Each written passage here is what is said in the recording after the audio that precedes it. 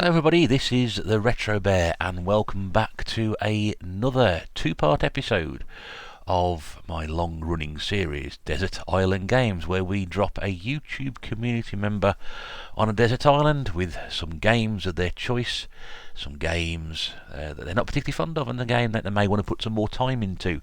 Plus we discuss their gaming history to date and how they got here and what their journey has entailed.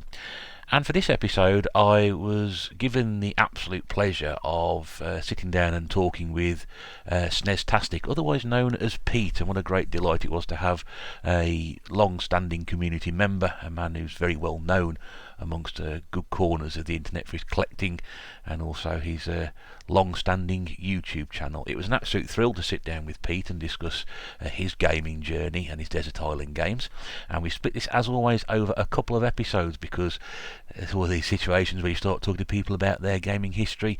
These things do go on for quite some time. But it was a great thrill to sit down and talk with Pete, and I hope you will find this chat as exciting as and interesting as I did. This is the first part. Second part will be up later on in the week. In the meantime, let's cue the theme tune and let's get on with this next episode of Desert Island Games with Snestastic.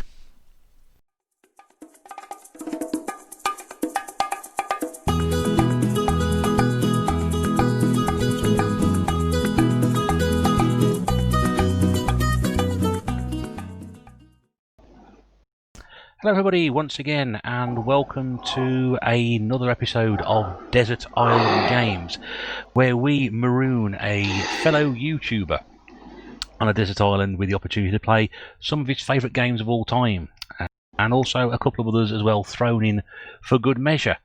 While we're doing that, we also asked them to take us through their gaming history as to how they got to where they are today. And I'm very pleased to say, and I'm quite privileged to say, that I've got a gentleman who's very well known through the community. He's been doing this an awful lot longer than I have, for sure, anyway. And I'm absolutely chuffed to bits he's agreed to come on. You may know him as Snestastic. I know him as Pete. This is a very good evening, and hello to Pete from Snestastic. How you doing, Ross? I'm very well, thank you. And may I say once again what an absolute honour it is to have you on the programme. Oh, well, yeah. Appreciate you asking me to come on. No, that's I'm absolutely chuffed to bits, mate. It was very, very happy to get the sort of message come through, and hopefully we'll be able to entertain those listening. You're aware of the process, obviously, as explained to you before. Yeah. And yeah, we're going to be doing the 6 games which you'll be stuck on a desert island with. One game which you've taken with you because you never got through it properly, or you didn't experience it the first time round, didn't put enough time into it. And then one game for some reason has got in there which you absolutely hate. I'm having looked through your list beforehand. I'm really pleased to say there's actually some games on here which we haven't talked about before. Oh, good. That's good then. That's it's always good because you can get over familiar with some of the games, but it's always fascinating when people come on and they've all got slightly different games, but a lot of the genres are very much the same. So I think what we've got down here is genres we've come across before, but I'm pleased to see there's some fresh games on there, and may I say, a massive gaming history as well. Yeah, no, I was really shocked by that actually, because as you know, I had to send you a couple of emails because when I wrote it all down, then I suddenly realised, I thought, oh, hang on, I've missed a couple of machines, and then I sent you an update, and then I realised again I've missed a couple more. I started to do it again. oh, so there's more to the yeah, right, okay, yeah. I remember seeing them come through, and I was writing them down earlier. I thought this is a massive list. How are we going to get this done in less than 5 hours? I don't know. We will try. But I mean, again, there's some great systems on there, and a lot of ones I played on as well, which is absolutely brilliant. Before we start, Pete, for those who don't know who you are, have the opportunity to sort of give yourself a sort of brief summarisation of what you do in terms of your gaming channel, and also, why you're here. Yeah, well, my channel name's Snestastic. I started YouTube back in 2009 with the intention of meeting other collectors to see if I was the only person doing it. And yeah, exactly. Came across quite a big community at the time, like British guys, American guys, Canadians, and we built a little retro community up. And I've been doing that for the last 11 years. And really, the channel has sort of evolved over the years. It was mainly collecting. I used to be a big American Super Nintendo collector for box games. that went by the wayside, and now really these days it's more along the lines of the general retro pickups. I'll do collection videos, room tours, and I'm also starting to branch out and to go around on other people's channels, do podcasts, interviews, that kind of thing. So yeah, it's a lot of what a lot of retro YouTubers will be doing, really, with the usual pickups and whatnot. That's right. I mean, I know in terms of trying to arrange this conversation with yourself, you have to fit in around your podcaster arrangements. Obviously, working late into the night and early morning when most of us are asleep, and then you're sort of you're sort of talking with our friends across the pond, which is fantastic. And 9, 10, 11 years or something like that. Yeah, it's 2009 I started. 2009, because I mean I opened my channel in 2011, but I sort of left it dormant for 6 years. Right. But that's probably about as far back as anybody I've sort of spoken to in terms of content. It's a long time. It's quite crazy when you look at it, really. The fact that I'm still doing it after all this time and the people are still interested is quite impressive, actually. There's been ups and downs with the channel as well, so for people to stick around, I'm eternally grateful for that anybody is still interested, to be honest.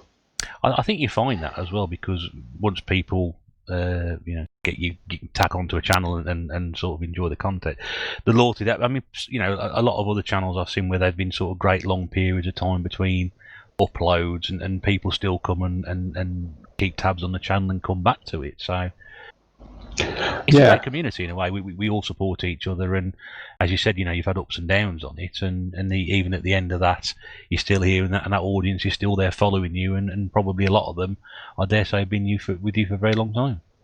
Yeah, that's what always amazes me, actually, when I get a comment from someone who probably doesn't comment very often or has never commented, and they'll say like, "Oh, I've been watching you for like the last 5 years or last 10 years," and it's quite hard to really get your head around the fact that someone would watch a channel for that long, even though I've done it myself with other channels.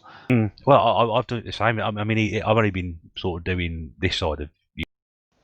I've had people sort of come to me and say, "Oh, I've been watching your videos for ages," and like, I get amazed by that. It is a wonderful feeling, isn't it? It makes you think it's all worthwhile doing it, and that audience is still there. I mean, someone like yourself has been doing it for a lot longer, and 5,000 plus, is it, subscribers, something like that? Yeah, it's I'm not sure at the moment, like 5,122, I think. Or something like that. Okay. An exact figure, you're not checking. I tell you, I was checking the comments earlier on, the YouTube Studio app, and it's the first thing you see when you open it. I don't get paranoid about the numbers. No, we none of us are paranoid about the numbers at all. We don't let it rule our lives or anything like that at all. Not constantly checking analytics or anything like that, yeah. No, I've not got wall charts in my room or anything like that, off camera, nothing like that at all. Nothing like that. It's fascinating to watch and sit down and go through it, I must be honest with you. It's nice to pull through them every now and then. Yeah, just don't get paranoid about it, because some people, it's all about the numbers and the stats. It is. I will probably sort of hold my hands up and say occasionally I'll sort of get a bit obsessed by that, which I shouldn't do, because I should be grateful that I've got enough people watching what I do, and I'm very grateful for that. But sometimes it can just get a bit. Yeah. When you get to a certain point, you think, oh, what do I need to do now to sort of push on? You see, and that's what it gets to. It all comes down to what you want to do with the channel, really, what your motivation is. I think we all get a little bit of what those bigger YouTubers get, where they get paranoid about the numbers. Like if they post a video and every video they post gets 50,000 plus views, and then they post a video and it gets 10,000 views, and they start getting really freaked out why it hasn't happened. I think we all get a little bit of that. Like if you know what your consistent numbers are going to be, and then you post a video and no one gives a toss about your video, so you're like, hang on a minute. Yeah, it happens. Sometimes you know when you're posting videos that you're going to end up getting reasonable amount of views, and sometimes you're going to get a lower amount of views because you know what the sort of video it is and how they do generally. And there's a general feeling that gameplay videos don't sort of produce videos, but sometimes for me those are the most fun ones to put together. This is the thing, really, because I've found, over the years, most of the videos I do are retro gaming, but I have done other videos, and I'll just, especially in the early days, I used to just do whatever I felt like doing, and I've gone back to that a little bit of lately. Yeah. And with the gameplay videos, I put a thing on Twitter earlier. I haven't actually checked it yet, but I put a poll up just to find out what kind of videos people are into. So I put like pickups, collections, gameplays, podcasts. And when I checked earlier, no one gave a toss about the gameplay side of it. So I was like, oh. Which, No one does. No one does. It's that rule. I mean, Annie said it. I just enjoy putting a voiceover over it and having a bit of fun with it, and yeah, absolutely. that works. They're really fun to make, aren't They are. I mean, they're the simplest ones to do. You just record some game footage and then sit there and talk over it. I mean, it can't get any easier than that, really.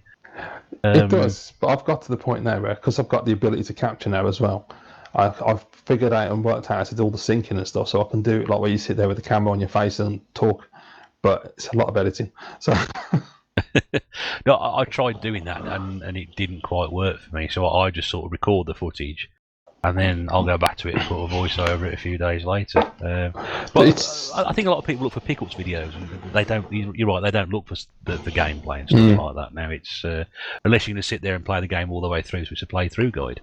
this is true. I mean, I've only done that once, and that was by accident because I started. It's actually one of the games that's on the list, so I won't mention it. But I was playing it, and I thought I'm just going to do a 10-minute gameplay. That'll do. And this was about 6 years ago or so. And I ended up playing it for like an hour, and I completed the whole game for the first time, and I was absolutely blown away. If I could sit down and actually work my way through a game in an hour, I'd be very happy. But that is never going to happen. Never going to. It didn't happen back in the day. Well, not that often back in the day, but anyway. Right. So let's get on with what we're here for, which is obviously talk about your your desert island games. We'll intersperse the games in between talking through your gaming history. Sounds good. So why not start us at the very beginning, Pete? What got you sort of in, your first sort of gaming experiences? What sort of got you into gaming? Well, the first thing that got me into is the way the exploding fist on the Commodore 64, and that was my dad's computer that he had, and where we lived at the time. I've got this vivid memory of being in my bedroom, and for some reason my dad set the computer up with like a 14-inch, 15-inch monitor or portable TV. And that was I remember seeing the box. That was the thing that always sticks in my mind, is the artwork from that, the plastic clamshell. And really, I don't know why, but from there onwards, I just became a massive gamer, and I just played everything. And I was thinking about it the other day, actually, because I was looking at a lot of old Commodore 64 gameplay on YouTube, and it was really triggering my memory, because I was thinking about the games I used to play, like Way of Exploding Fist, Fist 2, Karateka, Yi Kung Fu. And I thought, Christ, I used to play a lot of fighting games. That's probably why I was a Street Fighter fan. Yeah, I remember Fist 2. A friend of mine had that, and I just didn't like it at all. I couldn't get anywhere. I got down to you're in the house, and you go down to the caverns, and it's all like stalactites or stalagmites, whichever one it is. I think so. Yeah. And I remember, I don't know if I drew a map or it was out of CMVG or something, but I remember there was a map that you could follow, and it would take you around the whole thing, but it was a nightmare, that game was. Yes, it was. I wasn't particularly fond of it. Kung Fu's all right. Just a fun little game, that one. I don't remember playing Way of the Exploding Fist at all. I think that one sort of passed me by. It's very much like IK Plus, to be honest. Except you don't get the thing with the. I don't remember anyway. You get the bit with the shields where you have to bounce the balls. Bounce the balls off. Yeah. I think it's just a straight one-on-one fight, isn't it, the first one? I think you're right. Yeah. No, when IK Plus, I mean, that's a game you don't hear an awful lot about nowadays. Classic. I had it on the Amiga. I played it on the Amiga more than anything else, and that I think I got sampled sound effects from Enter the Dragon. I remember. I read somewhere about that. I'm sure I did. Oh, I didn't know that. And they're absolutely bonkers. It actually makes that game, and it's a great soundtrack as well. The way it starts up. Yeah, I do find as well, the Commodore 64 in particular, there's so many bloody games I've forgotten about. Well, the thing is, there's so many games for it, weren't there? I mean, I was talking to Sean at Retro Games Divide about this, and you're never going to find a complete collection, owning every single Commodore 64 game or Spectrum game. Or you're never going to find it, because there are just so many that you've never heard of that you just wouldn't be able to pick up normally.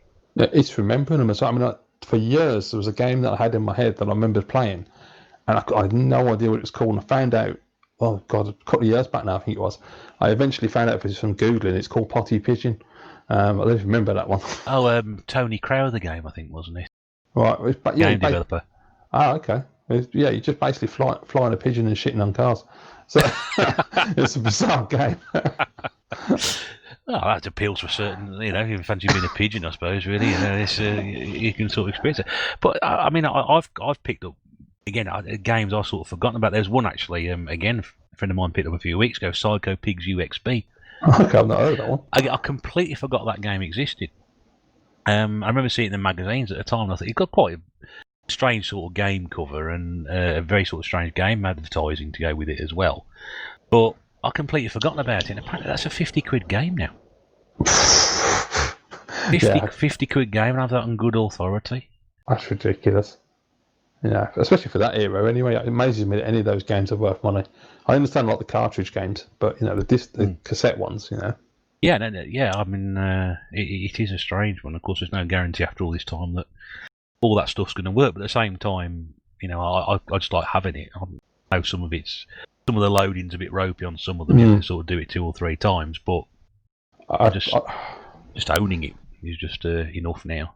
I'd love to get a Commodore back. That's the one thing I've never managed to do through the collecting. You never got one back? No, I don't. The problem is because like when I watch like Retro Man Cave, I watched him do a whole teardown, and you have to recap the thing and do all this upgrading, and I'm like, I ain't got a clue about that. If I could just buy one that's completely refurbed and the tape deck was all working perfect, that'd be fantastic. But yeah, I've got 3. I'm not holding them for any particular reason. I picked up one in the bundle. One was bought for me for Christmas about 10 years ago. Hate to receive as a Christmas gift when you're in your... And no, I mean that it was fantastic. It was like one of the happiest moments of my life, that was. And then Mrs. Bear picked one up off eBay and managed to repair one. Managed in one of the old bread bin ones. It's horrible colour. Yeah, I'll bet. It has been sort of left out in the sun, that one. But yeah, so I got about 500 odd games as well for it. Bloody hell! What, all legit? Oh yeah, I did count the legit ones. I don't do backups. Oh, that's how I did my game when I was a kid. So. Yeah. That was different when I was younger, but I try and keep my collection pure now. But and after that Commodore 64, you actually upgraded to the console version, didn't you? Well, no, it's just the Amiga looking one, the 64C. So. Oh, sorry, yeah. I wasn't that rich. Yeah, it's basically my dad had his computer, which I played on, and then in 1986, the year after I started playing games, we moved house, and then I don't know exactly when it was, but it can't have been too long after that, to be honest. They bought me my own computer for Christmas, which was the Fantastic Pack with the big gun, and you get wasn't Rambo, was it? I can't remember what was in it there. Was it Blaze, wasn't it? Yeah, that's the one, yeah. And it got Rambo on the front, that's what you're thinking of, Rambo on the cartridge. There's Operation Wolf in it, definitely Rambo. I think there was a Whizball level in it as well. So all I can remember is there's a cassette that's got a load of, like, I don't know what mini games or what they are, but the one light gun game is like where you get like them gangsters coming out the windows and you have to shoot them. Yes, I know the one now. That been Chicago 30s or something like that? I'll take your word for that, Russell. It may even be the Untouchables. I don't know. Oh, that's a good game. I'm just trying to get an image of it on YouTube.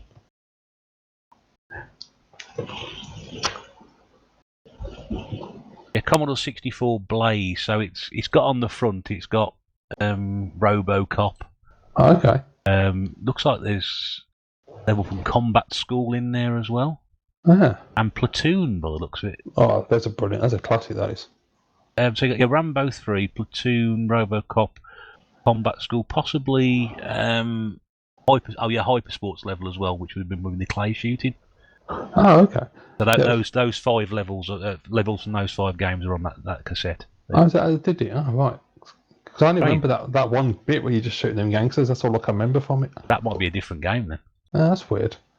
You see, you don't know, the memory messes with you, then it's not always accurate. So that's right. That's right. But I mean, there were some fantastic games for that computer. I mean, I never had one at the time, but I used to play an awful lot on friends. Well, this is the thing, you see. Where we moved to was in a grove. You from Birmingham? Near Birmingham, yeah. Near West Midlands area. Yeah. We get very picky about that round here. No, I'm not from Birmingham. I live miles away from Birmingham. I don't. It's like you got an accent that sounds like my dad's mate who used to live down the road. So and it's in Birmingham. Everybody's accent changes every mile or so. So that's why we get picky about it, you know. Well, we used to live in Yardley at the time, and we moved to a different part of Yardley, and we got into this little grove. And there was 2 kids my age. There's some younger kids and some teenagers. And the two kids my age, both of them had Spectrums. One had a 48K, I think the rubber key one. And I think the other kid had that, but I don't know. But I know he definitely got a +2 and a +3 anyway at some point. And then there's another kid who got an Amstrad who was a teenager, so I got to play all 4. Oh, I never played. Never ever played on an Amstrad. It was terrible. General, but I would like to own one. I would like to own one at some point. As a curiosity. Yeah, without putting too fine a point on it. Yes. No offence to anybody who owned an Amstrad, but I've never known anybody who owned one. It's the colour palette. I've watched videos on YouTube of people who've done comparisons, and it seems to me it's like the Commodore is like a little bit washed out. The Spectrum, yeah. And the Amstrad's just like massively oversaturated. It looks so weird. Yeah, and if you put a combination of all 3 together, you probably get the perfect looking palette for a computer, wouldn't you? Yeah. And you'd have all the really nice pixels from the bleeding Spectrum, nice sprites and everything. Yeah. Well, I've always looked at Spectrum games and thought, well, these things are incredibly well drawn. But until they start to move around, you get the old colour clash going on. It's not quite what it should be, and so I never played on an Amstrad. And I'm guessing just because a friend of mine had a Commodore 64, and it was just to play on. That was sort of struck something inside me that as soon as I was able to get hold of one many years later, that was all I was going to do. So it is the best computer. I don't care what anyone says. It's the nuts. That sound chip. I mean, nothing like it. You could sit there and listen to music off that computer for a very long time. I did the other night. I mean, I've said this before. I deliberately used to make a friend of mine load Ocean games. Oh, nice! Just so we could hear the Ocean loader. Yeah, I think that's why you can't. I think that's why he never asked me round again after a long period of time. Not playing that game again. It's funny because I keep getting reminded of the games like. A couple of the guys in America who do the podcast with on a Sunday night, they were talking about games the other day. I think it was on one of the podcasts. And the one guy, Stu, was talking about Zaxxon and all these games. I was like, oh, God, I've completely forgotten about Zaxxon. Zaxxon, yeah. So I was like, quick, get YouTube. I've got to have a look at that. And it was the weird thing was it's exactly how I remembered it as well. I was like, oh, that's good. So, well, Mrs. Bear mentioned this the other night as well, a few weeks ago, actually, sort of mentioned Zaxxon out of the blue. We were sort of looking games, and she said, oh, so you can find a copy of Zaxxon from somewhere. And again, I thought, yeah, Zaxxon, of course, that 3D Zaxxon I'm thinking of. It's sort of like isometric, and it's like on the side angle kind of thing. There was a version of that on the Master System as well, so... There wasn't. I was just looking at that earlier. So. Oh, right, there we go, yeah.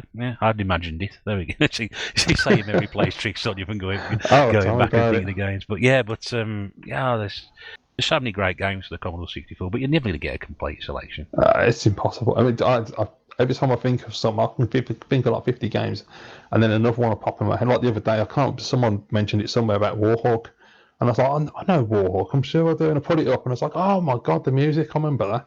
Yeah. Yeah, it's so strange, and to come across something again, you go, oh, I've completely forgotten that game existed. Yeah, it's absolutely unbelievable. I mean, it's like the thing with the 64 that's really cool though. You got the tape deck, you got the 5 1/4 floppy 1541 games, and then you've got the cartridges as well. So there's like, if you're a collector, it's fantastic. And some of those cartridge games as well are incredibly expensive to pick up. Do you watch Mr. Bads? Yep, I've been watching Paul for quite a long time, and he's one of the sort of first people who sort of tapped onto my channel, really, I think. He's a really good bloke. I like Paul. Did you just see his latest video when he picked up Double Dragon cartridge for the 64? I haven't seen that. I watched his Hit Squad stuff, but I've not been watching. I didn't see that one. Oh, you want to check out his Ocean video? Because I nearly fell off my chair when he said how much he spent on that. It never surprises me how much Paul spends on his games. I mean, I sat there thinking, fuck. Oh, no, that's exactly what... Yeah. It's so nonchalant. It's just like, this cost me this, and I'm like, how much? Yeah. He's got stuff which has probably encompasses my entire collection in terms of buying one game. And I mean, hats off to him if he's in a position to do something like that. I love watching some of the stuff he picks up. I think that's incredible as a collector, to be honest. You know, the kind of collectors like him who just, it's like the money's not the problem. It's like, if I can afford it, I'm buying it. Whereas I'd be like, if I can afford it, I don't know if I really want to spend that, you know. He asked that at me one time. He said, "You always pick up games I've never heard of before," and I think I responded to saying, "That's because the games you've never heard of before, the ones that I buy, are too cheap for the likes of you." Yeah, they're just throwaway, just sitting there. It's like, Yeah, they do start with three figures, but they tend to be in pence. As I said, I just bought a PS1 game last week for £2.40. That's about my limit. So. But I mean that's probably I can get 5 games for that usually. So I don't know where you're shopping for you. That's eBay special. That was. Oh dear, but yeah, I mean that's something else in gaming budgets and what have you. So Commodore 64 is where you first sort of started. Then there's a gap to where we get to your next machine. I made a mistake. So I've just realised I've missed one off in the middle, which I did put on the original list. So it should be the Amiga 500 next. And for some reason, a bit left off the list. Well, you can talk about that on the Amiga 5 because you're talking to a fellow owner. I know one originally. Well, it is possibly the. I don't know if it's the greatest or second greatest computer because the 64 really does challenge it. But basically the two kids I was friends with. So the one kid. What happened was his parents split up, so his dad just threw money at him. So he got Spectrum Plus 2, then he got Spectrum Plus 3, and then he got the Amiga 500, and he outclassed us all with that. And I remember playing he had that pack with Nightbreed, terrible game. And it wasn't. There's two versions of Nightbreed. He had the one that's like the action game and the adventure game. That's it. Yeah, it's like a first person thing when you're going through like dungeon crawling kind of thing. It's all like cinematic, and he also the one game I always remember playing with him was RoboCop 2. I thought that game was absolutely outstanding at the time. I know, but the sound effects are really. Even now, I like the sound effects in that game. You just generally just get shot a lot. You can't really defend yourself. But I just remember seeing his Amiga and I was blown away. I thought I'll never get one of these because of the price of them. And in the end, the bargain pages. Yes. I don't know if it's still going or not. But yeah, we got one out of there. My dad found one in there second hand. And I don't know where it was. I can't remember. But I remember going to the lady's house and she had it all set out of all the games. And she said to me, "Oh, if you want to have a quick go on it, just make sure it's working." I was like, "Oh, okay, cool." And I just remember sitting down and playing Xenon 2 and I was like, it was just like next level. Yeah, I think that was my action when I first saw Xenon 2 around a friend's house as well. And I'd got a Commodore Amiga by that point anyway. But it was just the music on that. I thought, how are they able to do this? And of course, you play it now, and I'm going to be honest with you, it's a pretty it's an average. The music's still great, but the game ain't. Yeah, the game sucks. It's a really sort of slow game. Just you mentioned the Night Moves pack, so that contains Nightbreed, Midnight Resistance. That's it. Oh, another great game. Not so much on the Amiga, but a great game. I've got a copy of that on the 61. Never actually played it. Slice by Secret Agent. Is that the one off the arcades? One where you come out the sky and you? Yes, that's right. Yeah. Which again, I think is better on other systems than the. Yeah, probably was. Yeah. Anything arcade based, Yeah, I mean, it surprised me because and the other game on the pack was Shadow Warriors. Oh, that's interesting because I did wonder when I first played that because my cousin's sister is my other cousin, obviously.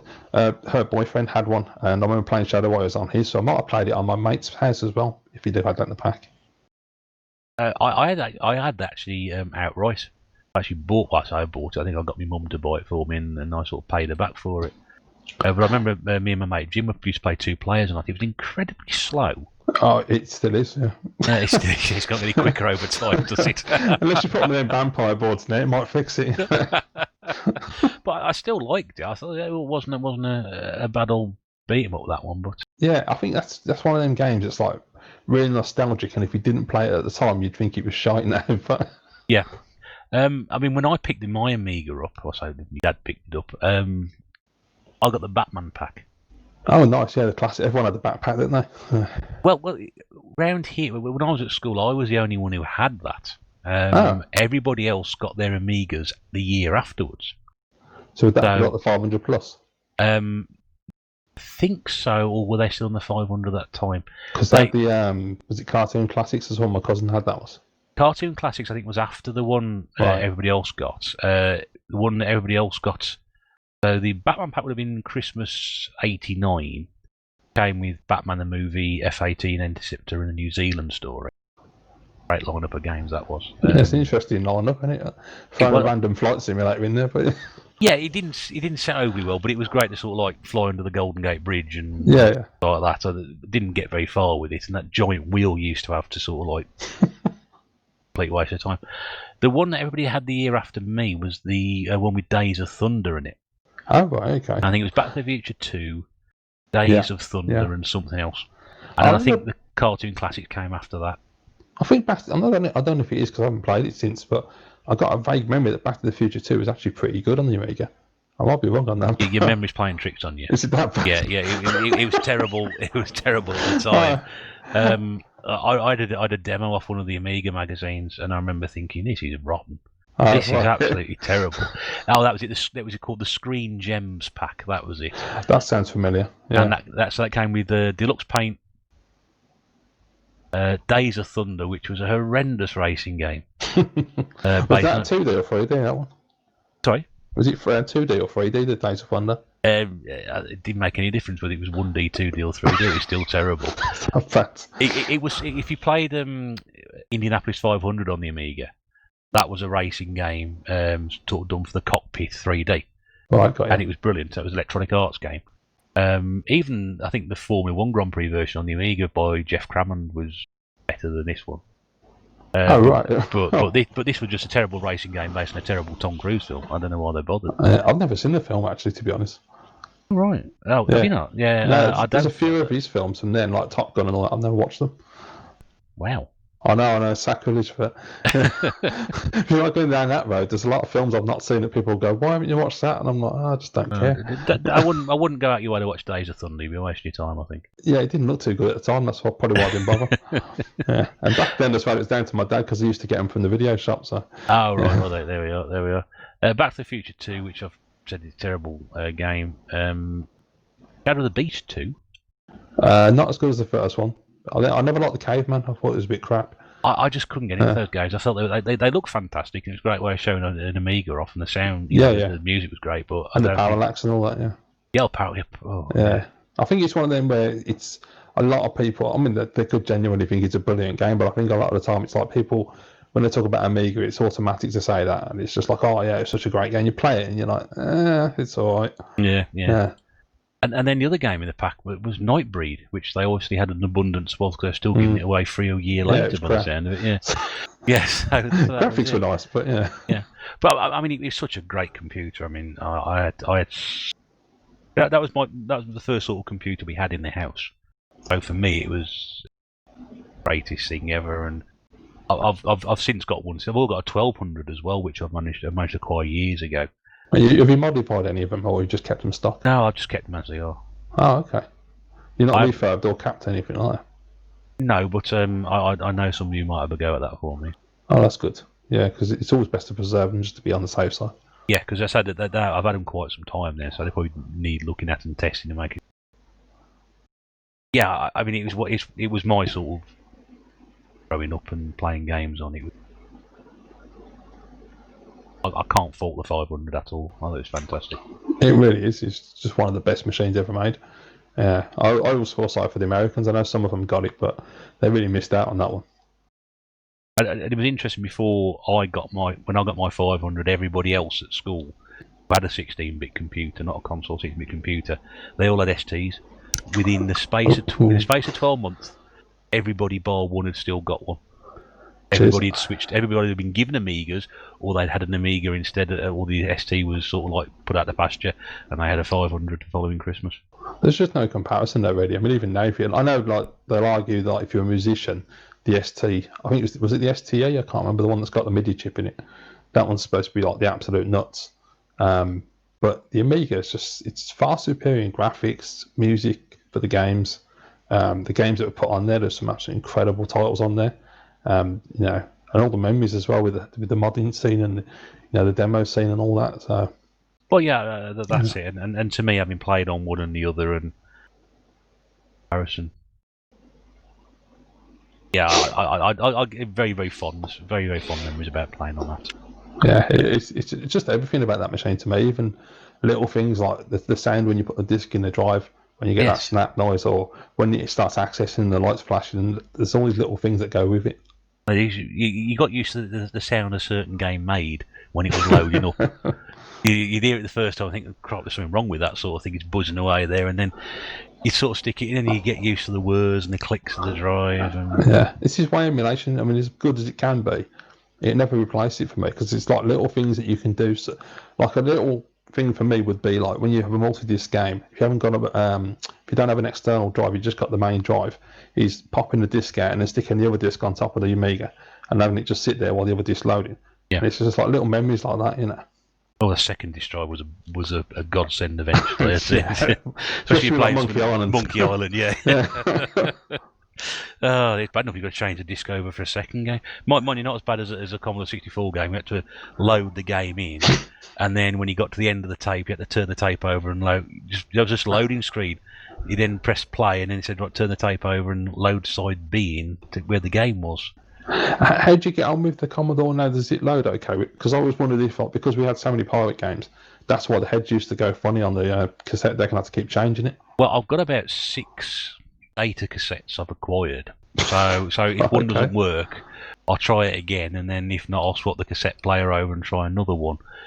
Generally speaking, I think it doesn't go too badly. I tried one a few weeks ago, a game which it didn't load at all. And I thought, oh crap, that's not quite good. And then I put in another game, and that loaded okay. And then I put another game in, and that loaded okay. So on that basis, then on that side, probably every 2 out of 3 load or something like that. But I remember I started doing it years and years ago, and I was going through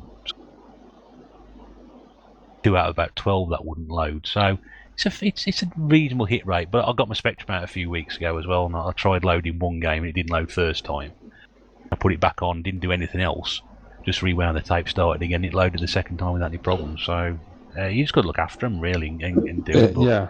I'm never going to run through 500 odd games and do something like that. So that's the thing, you see. I've always thought, because I know you got the SD options now, which make it a lot easier. But it's kind of like that balance of do you want the nostalgia of loading the games up and having a shitload of tapes in your house, or do you just want the convenience of shoving an SD card in and playing the games? That's it, and I suppose people who just want to play games, the SD card is the option. If you're like myself, properly, how it should be, particularly for tradition, and then you will load it from a tape and damn well get on with it. And if it don't work, it don't work. You know, that's how it used to be.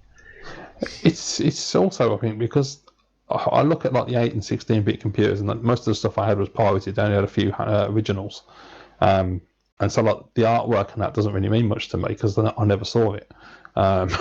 So. But then I also feel I just prefer to be able to load them and just to have the tapes and do it properly. Yeah. That's it. I mean, the great joy sitting there, right, I'll put this into load, go away, make a cup of tea and come back. And then it's still loading, and that's fine. I'll sit down and just because you can occupy yourself with it. Back then, if you put a game in for 10 minutes, I think, what am I going to do for 10 minutes while this is loading? Yeah, exactly. Now you can go make a cup of tea, you can sit on the internet, you can check this, check your phone, do that. Oh, it's loaded, great, I'll get on with it. So. It makes you wonder what we did do back then, to be honest. I can't remember. Probably just flick through some magazines or something, or I don't know. Probably just sitting around chatting with your mates, going, "Is this thing gonna load or what?" Yeah, that was it. Again, there's no guarantee it would load first time. You have to try it again and do it slightly differently this way, and not maybe press it quite as hard as you did before. And I used to always have to get the Azimuth out with the little paper arrow and keep pissing about telling the bleeding heads on the tape deck, get it to work. Yeah. I know. The things you have to go through, wasn't it? And that's how it should be. That's how it should be. Kids don't know I hate to say it 'cause I'm not that old, but they really don't know what they're missing out on, because now they just stick a disc in it loads, or they just load a digital file. Yeah, but are you like me when you sort of put a disc game in now? You sort of sit there and think, this is taking a bit of a long time to sort out, isn't it? I'm getting annoyed with that now, and it's taking less than sort of 30 seconds to load up. Yeah. How would I have been sort of back then when? Well, the thing is now is all the frustration of putting a bloody disc in it, and then you have to wait 5 hours while it downloads an update. Then you go install it, then it's got to do something else, then it's trying to sell you something. It's like, oh, for God's sake. Yeah. That's why I don't get involved with modern games, and we'll get to that a bit later. But yeah, yeah.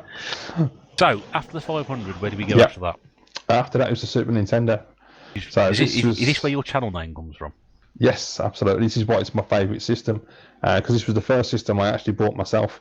So this would have been, because I've got to work out a date. So I know in 1992 it came out in April over here, and in September of 92 we moved house. So I definitely bought it in 92 because I had it in that house. And at that time in 1992 I was 15, so I was doing a paper round, and I saved up, I think it was like £10 a week or something. I got crap money, but you know, it is what it is with the different papers. You must have delivered a hell of a lot of papers to get a Super Nintendo. I did, yeah. Well, I was working at like 7 days a week, I think, at that point. So I'm sure it was like £100 or something. I don't think it was like massive money, but obviously at that point it was. Yeah. Like I can't. What I remember of it is, I used to stay at my cousin's a lot, and he was into gaming the same. He's 18 months older than me, so he had an Amiga and he had a Jaguar. And his next door neighbour got a Mega Drive. I know, yeah. I actually love that system. His mate Malcolm got a Mega Drive, and we went round, played Castle Evolution and a couple of other games, and I thought that's a really good system. But then I think it was about a year between him getting that and getting the Super Nintendo. And I remember him coming around, he was playing on the Amiga, and he came around, he's like, I've got this Super Nintendo, do you want to come and check it out? It's like, yeah, sure. And I went round, and he put on Super Soccer, and I was like, that's a bit crap. And then played Mario World, and that was it then. I was like, I've got to have a Super Nintendo. So I think that's probably why I got the paper round, because I just had to get that console. Oh, right. So it actually drove you into work. Yeah, I know. Wow. It's terrible, isn't it? Goodness me. Would you find yourself doing the same thing again now if you needed to do something? Well, as it happens, there is a console coming out next year that has basically stopped me buying a lot of stuff because I'm just trying to save the money for it. So. Oh, right. Oh, okay. Mm. There you go. I don't think I'll go quite that far myself, to be honest with you. Well, I'm really obsessed with this new console that's coming out. It's going to be absolutely incredible. So I'm very excited to get my hands on that. It's bringing back the old school again. Thank God. Is this related to what we talked about earlier, wasn't it? I think. Yeah, it's the Amico. So yeah, it's going to be a lot of people are going to be surprised by that, because I think a lot of people are underestimating what it's going to do, but it's going to really shock people. But anyway, Super Nintendo. So yeah, I just seem to be able to not make a video without mentioning the Amico, or do anything without mentioning the Amico lately. No, that's all right. So Super Nintendo. So what did you get with it? Was it Mario World? You said, I think. Yeah, I got the Mario World pack. I didn't realise actually until I started collecting. There was 2 packs, one with 1 controller, one with 2. So I don't know which one I actually got. I just know I got it with Mario World. And I didn't have a lot of games, obviously, because the price of games was extortionate for those consoles. And I know for definite I had Street Fighter 2, I had Castlevania 4, and I had Super Pro Protector. So that's not too bad, really, considering. Yeah, no, I mean, that's a good selection of games. Yeah, exactly. Yeah, I did well there. Yeah.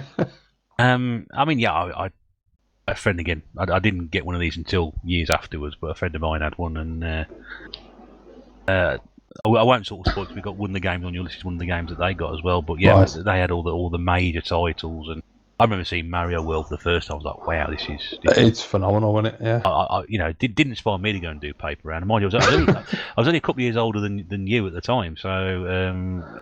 Well, you could have got a proper job then. So. I could have been. I was I'm now too lazy. Sorry, I just think too much like hard work. Somebody might buy me one for Christmas. They didn't. But yeah, it's just a great system, and one I have a great love for. I mean, I can't collect for it massively because it is incredibly difficult to collect for massively, and also finding stuff in sort of good condition. The box games, the box game, yeah. I mean, I picked up a box Super Star Wars a couple of weeks ago, and that's in pretty good condition, but it's obviously got scuffing around the edges and. Yeah, you're talking about £50 for a good one, aren't you? So, well, that's it. You know, I paid 20 for a reasonably good condition one, so I'm happy with that. And again, I remember that game from a friend of mine had it as well when he first got it, and I thought it's incredibly hard, and it still is. It is. I get to level 4 boss, and that's it, because you've got like little platforms and gaps that I keep falling down and dying. I don't know why they made this game so difficult. I think Jedi was probably the one I just couldn't get on with at all. I can't play Empire and Jedi. They're impossible. I played those 2 on emulation. So I played. They had Superstar Wars at the National Video Game Arcade in Nottingham when it was there before it moved to Sheffield, and I sort of sat playing that for about half an hour or so, and I had to get moved on. Because I was sort of sitting there, trying to get further with this, trying to get, like, move, come on, somebody else wants to have a go at it, like, drag me off it at my age. It is one of the games that really stands out for me. I remember it from the time. I had a friend called Brian, who was, I don't know, he must have been about 3 years older than me. He was at work and he got loads of money coming in, and he had a Japanese Super Famicom, and he also got the Magicom so he could pirate the games. So he was pirating loads of stuff, and he was also going to the the motorcycle museum. Oh yes. So we used to go there and they used to do a gaming thing there. What do you call it's not a market, what do you call it? I don't know what you call it, but where they set the stalls up basically and flog all the games. And market. Yeah, I suppose that's all you can call it. Really. I don't know what else to call it. There's got to be like a convention or something. I don't know. There's got to be a proper term. But yeah, I remember going there when he got Street Fighter 2 Turbo when it came out. I remember the Japanese box art, which has always stuck with me. And I remember him getting that, and I must have gone home for like dinner and whatnot. And I went round his house later on, and him and his mate Sean and this other kid were there, and they're all sitting on the bed playing Street Fighter 2 Turbo. And then we all doing the old winner stays on thing, and he got like, it must have been like a 21-inch TV, nothing special. But I remember that game was just absolutely outstanding. How could you do that on a console, Yeah, I mean, it's. Some of the shoot 'em ups as well. They just used to. UN Squadron, which I remember somebody saying, "Oh, you're going to get this," and it was being raved over, and a friend of mine gave up with it because it was just too hard. It is. I've tried playing it now. It's still hard. I picked up a loose cartridge a few months ago off eBay. I haven't put it in yet, but The biggest problem with that game is the music's too bleeding loud. I don't know what that's about. They didn't get the balance between the music and sound effects right, so it absolutely deafens you. It's been years since I played it, so to give that a go again. But there are certain titles I remember, but yeah, it was just a great system. Did you have the Super Scope by any chance? I never got one, unfortunately, at the time.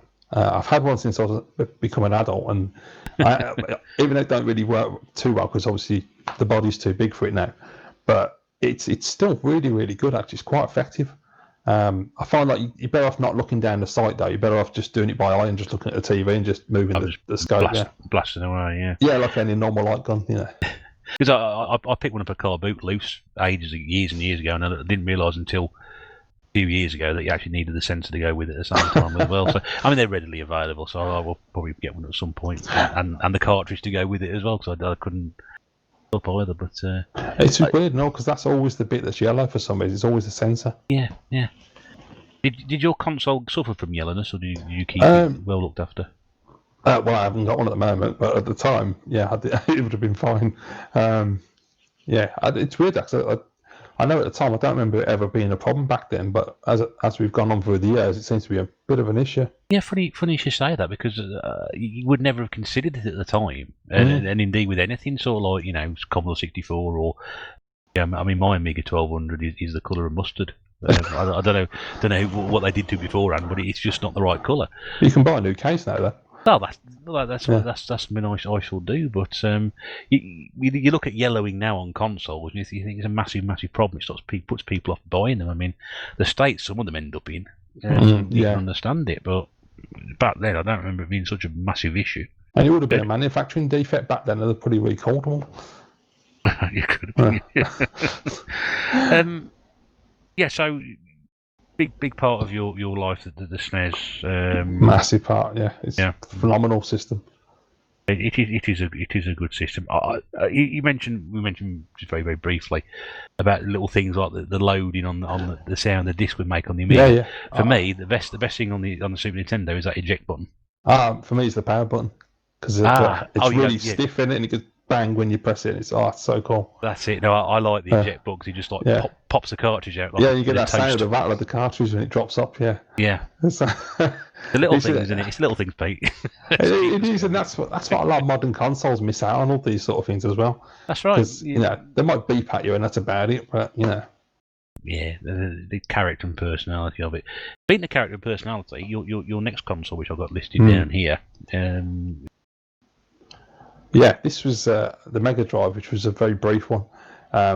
Basically, the reason I put this on here was because it was a little story that goes with this, is that Streets of Rage had come out, and I've been a big Final Fight guy in the arcades. I was like, I've got to play Streets of Rage. And this was where I made a massive mistake as a teenager. Because I remember I was in French class, Mr. What's his name there?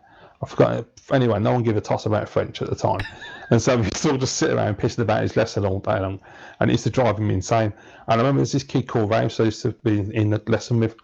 And it was me and my mate Martin and Rafe, and we're all having a chat. And Rafe wanted to get rid of his Mega Drive. And me being a dickhead, I was like, oh, well, I've had enough of the SNES. How about we swap and I can have your Mega Drive and Streets of Rage?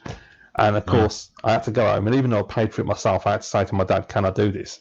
Yeah. And he was like, this is a teachable moment, Pete. So, yeah, go on then. And of course, it was because I swapped it and I played Streets of Rage and I thought, shit, what have I done?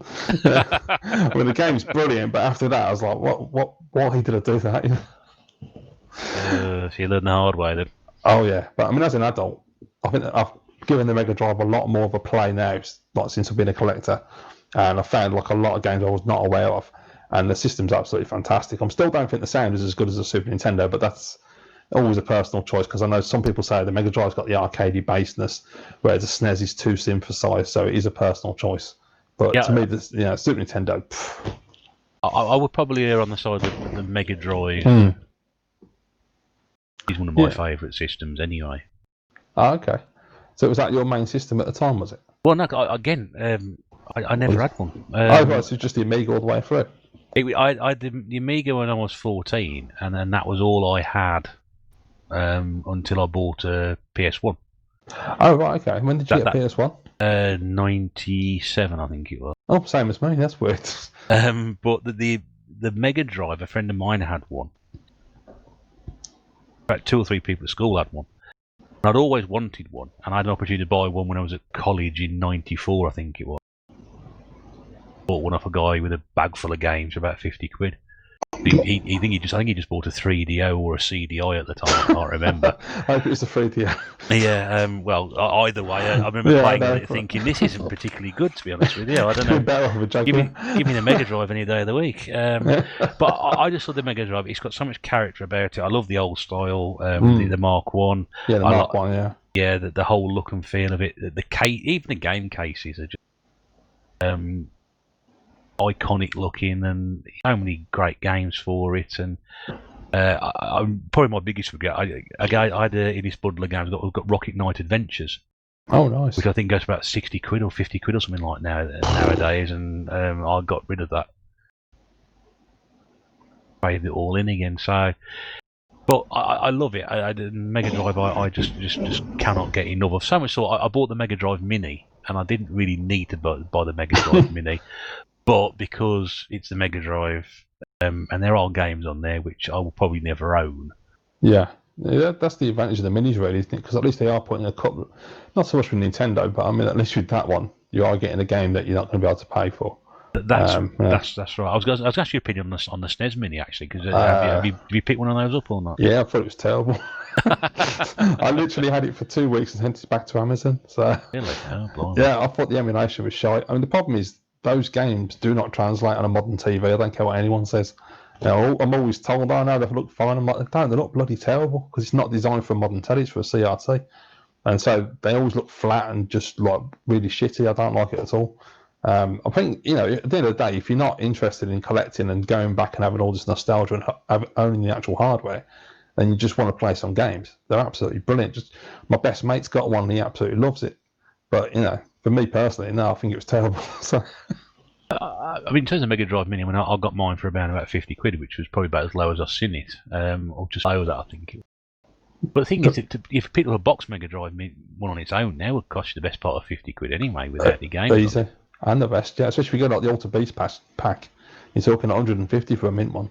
Oh, so, it's got Alter Beast with it as well. Oh, I love that game. I know it's crap, but it's. I couldn't get on with it. It's the speech, isn't it? It's the voice from your grave and all that sort of stuff. Grave. Yeah. And even the transformation still looks really cool to me when you turn into the animal. I love that. It's all right. But have you played the Commodore 64 version? I haven't. No. Don't. Well, I don't remember playing it anyway. Yeah, don't. It'll destroy any sort of. I can imagine. Yeah, sort of love you had for that game. Absolutely awful.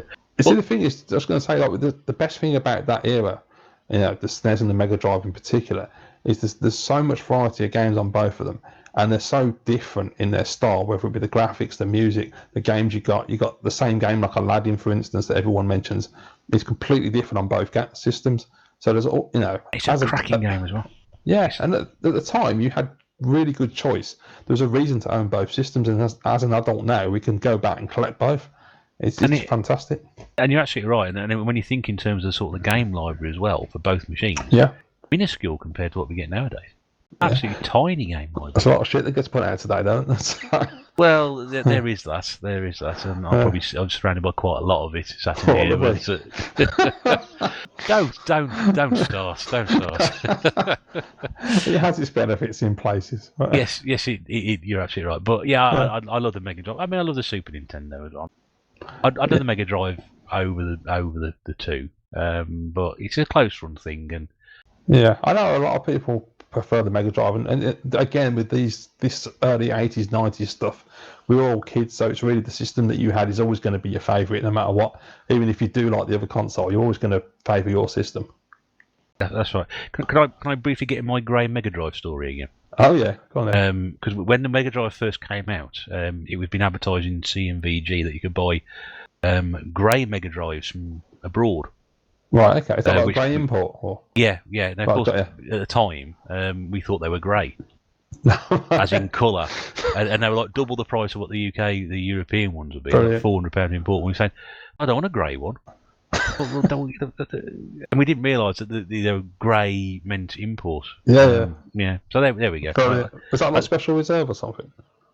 No, it was in CMVG because that was a magazine we used to read at the time. Yeah, the best magazine. Yeah. And there would have been sort of classified advertisements at the back saying obviously companies offering grey imports. So there we go. You've been all right with the Super Nintendo because it was the right colour. Unless you bought the American one. Oh yes, well it was mostly grey, wasn't it? Yeah, and just massive purple buttons. Purple buttons. I mean, I can't say much because I used to collect American Super Nintendo. I was quite a fan of the system, but I do admit that us and the Japanese really got the best looking system. Yeah, I think. But yeah, we actually thought they were grey Mega Drives. So that's brilliant. Yeah. We'll come away from gaming history, and let's talk about a couple of games that you got on your desert island list. Because you obviously mentioned you got a couple of games in there from that. So, what's the first game that you would take to a desert island with you? Well, like when I listened to Time Warp James earlier, and he was saying about how he went for the games that basically you want to keep it simple. You want games that you're going to play over and over again. You're not going to get pissed off of playing. So when I put this list together, I thought, right, what are the games that even now I still go back, and if I was stuck on an island, I know that I could just keep playing them over and over and over. So the first game I went for was Street Fighter 2 Turbo.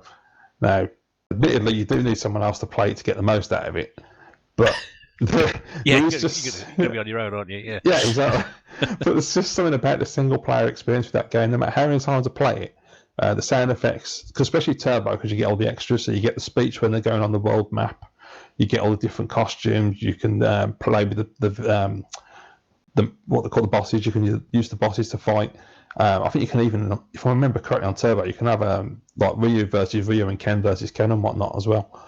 And it's got all the action. It's got the incredible soundtrack, the backgrounds, the animation, the parallax. It's got all the iconic characters, and it's just one of them games that for me, even now, I can just stick it on for half an hour and just have a couple of fights.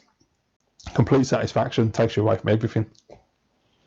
How did you get on with sort of learning all the combinations and things? That's one thing that puts me off fighting games completely.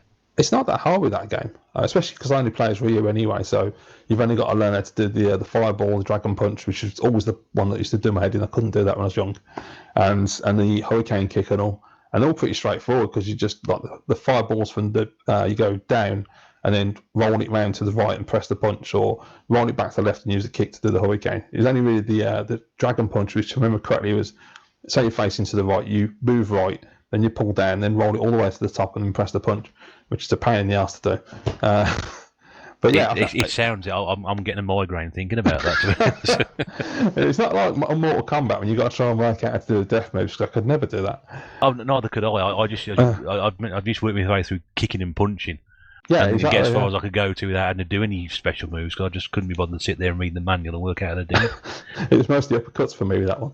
So Because you can't, unless you're fighting yourself, you can't sit there, learn the moves by sort of like, I'm reading the book and I'm pressing this up here and moving that there, and you can't do it that way, because if you're playing somebody else, by that point you've done that, they've already beaten you 3 times, and that's it. So, but you always learn something with Street Fighter as well, because I remember back when I lived in Birmingham, there's a couple of geezers I worked with, and the one bloke, Mark, we got talking the one down. I'd only been collecting a few years, and he was on about his Mega Drive, and he was on about his memories, and I was like, oh, okay. And he mentioned Street Fighter, and I said, oh, I've got a copy of Championship Edition. And he's like, you've still got that? And I was like, oh yeah, I collect video games. He's like, ah. So I lent him the copy of that. And then I got told to my mate Morris, and then Morris decided to have retro nights. So we get some beers, and the lads would go out and we set the consoles up, and have like Mega Drive in the back room, Super Nintendo in the living room. And I remember he was playing Street Fighter 2. We was all pretty pissed at this point. And I was playing him against Mark, and I was using Guile. I thought I'd give him a chance.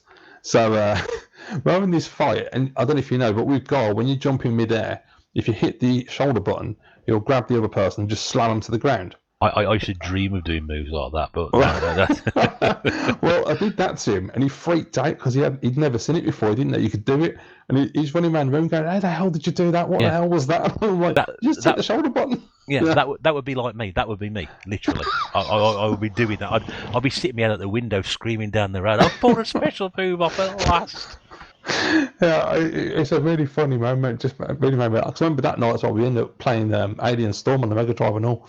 I was there till about 2 a.m. just playing Alien Storm. Oh yeah, great game that. Yeah.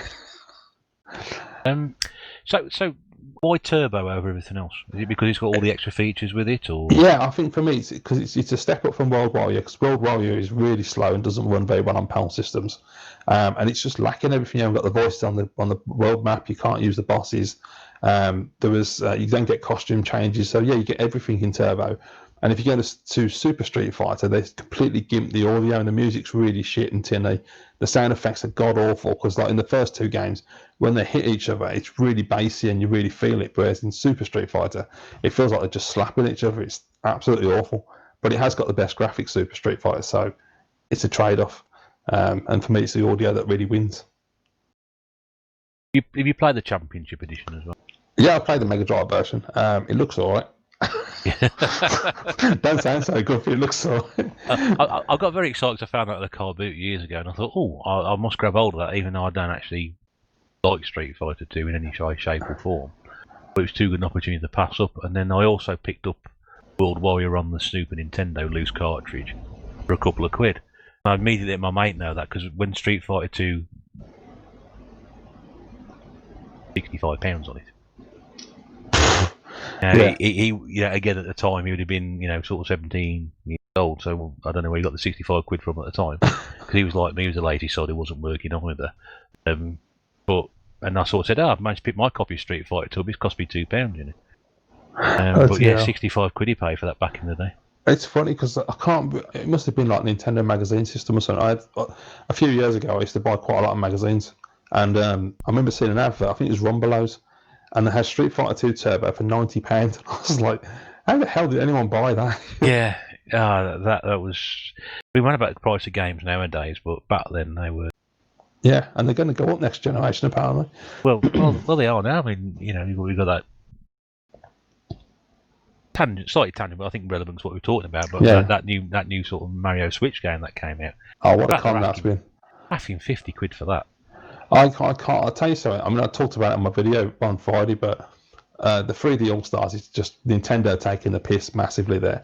I can't believe they got. Well, I can believe they got away with it because Nintendo fans will just buy it. But and I heard today as well that it's a limited time thing as well. So I don't know when it is, but it's the beginning of next year.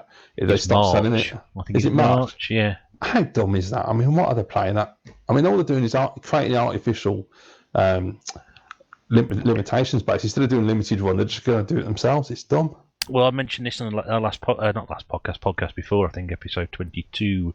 If anyone wants to go back and listen to that one, and we were talking about it then, and the fact that they've done this before with the mini NES. Yeah. That it was going to be a limited time only, and it sort of sold out. And then they brought out sort of a second run of it. That's a great point. I never even thought about that. You're absolutely right. Yeah. So, sometimes Nintendo get it right, and sometimes they don't. And when they get it wrong, they get it horribly wrong. But they know they can take the piss, and people will pay for it. Well, They that's can, it. That's they can it. literally port Mario 64 over. And I watched that video, and I was like, well, they haven't done anything. And then they said, oh, it's now in 16:9 wide, and we've upped the audio. I'm like, well, how about changing the graphics and modernising the bloody game? Yeah. That's the whole point of it. I did point out to somebody else. I said, well, you could probably buy all 3 versions of those games that are on there for Yeah. £50 if you own the original systems. Yeah, that's true. The one good thing out of it was I was pleased Sunshine was on there because I think that is a very underrated game. Massively underrated game. But I couldn't understand why people were so outcryish over the fact that Mario Galaxy 2 wasn't on there and neither was 3D Land. To be honest with you, in the last week, I've gotten completely confused as to why people are acting the way they are about certain things.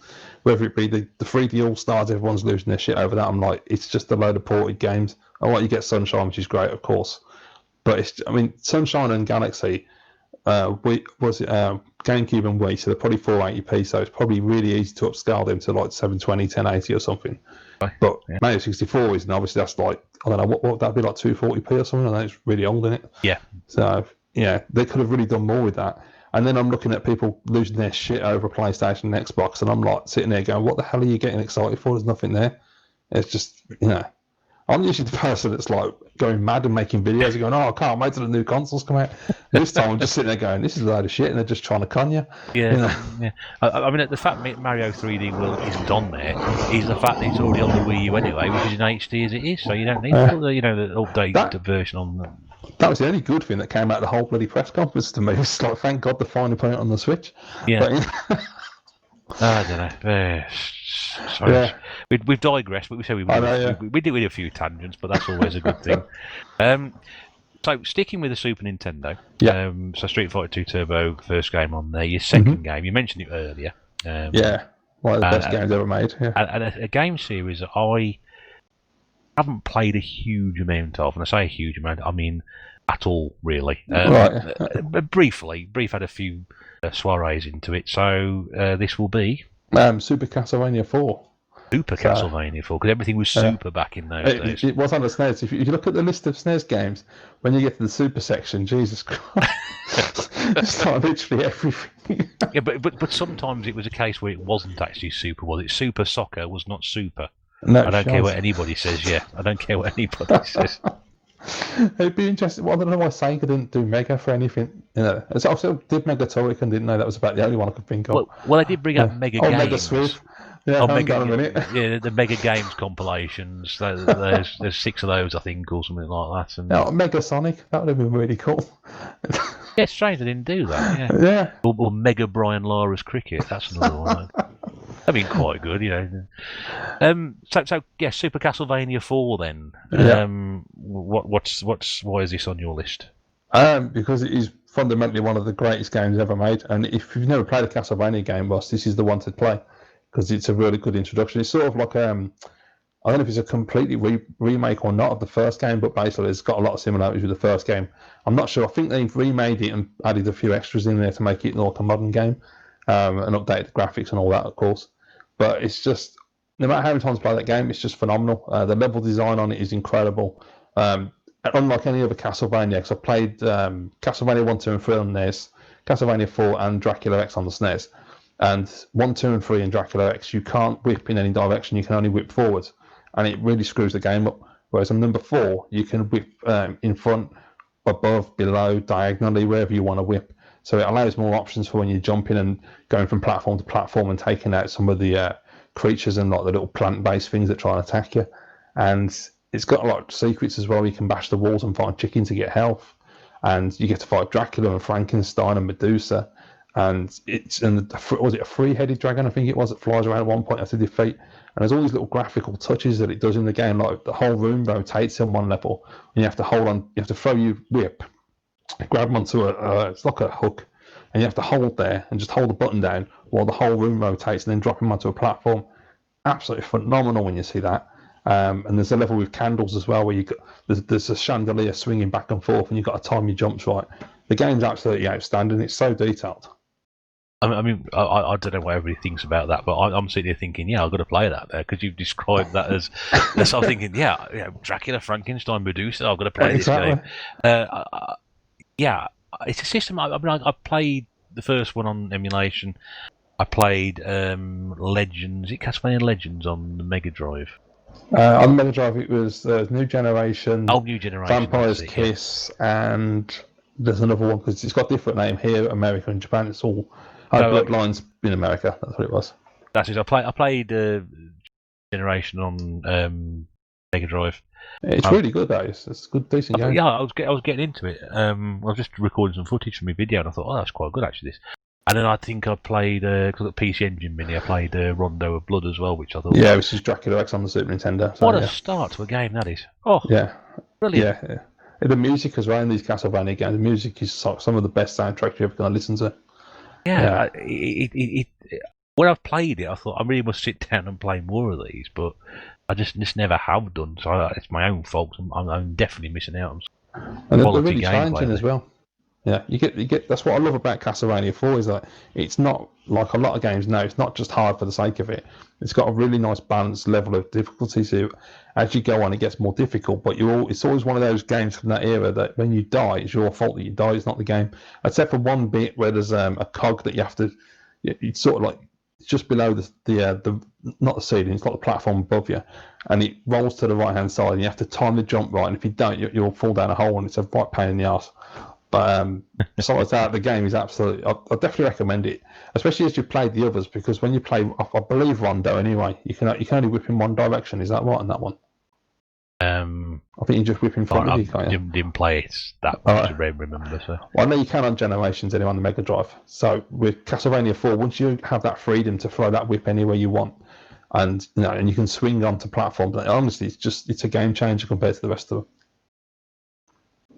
It sounds fantastic, and I've played brief ones, so I'm definitely going to experience it. Obviously, it's a series which I should have asked you, and to comply the Street Fighter franchise really as well. Have you sort of carried on playing those games going forward, or have you left them your memories in the past? Well, I still play those classic ones. I play Castlevania 4 all the time, but I mean, in terms of the ones that came out on DS and have come out since then, the only time I've ever played one was on the PS3 when they brought out the 3D versions, and I just couldn't get on with them at all. That Lord of the Shadows or something? Yeah. I played the first one, I think, and then bothered with the second one. And it's because they do that thing like they do with a lot of games now where they have to throw in stupid puzzles, and I'm not very good with puzzles. I get stressed with them.